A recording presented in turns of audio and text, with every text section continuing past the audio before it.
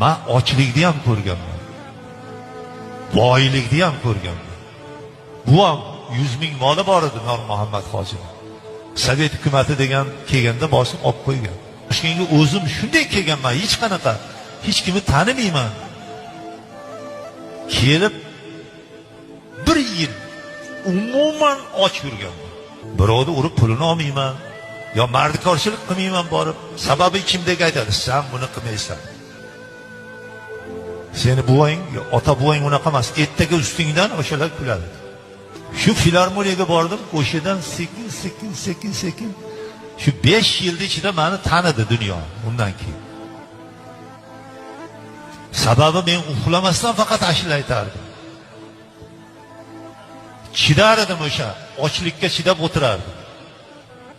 1 yil och yurgandan keyin, 1 yildan keyin butun studentni o'zim boqdim. Buning uchun chidaysan, Xudo bergan yo'lda ushaysan, mehnat qilasan, uxlamaysan.